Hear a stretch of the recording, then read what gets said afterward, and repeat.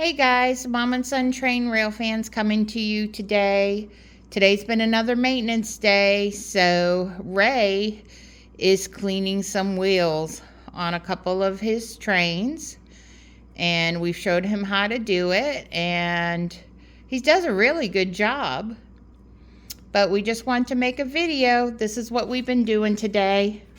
You do a good job of doing it, cleaning the wheels, huh? Yeah.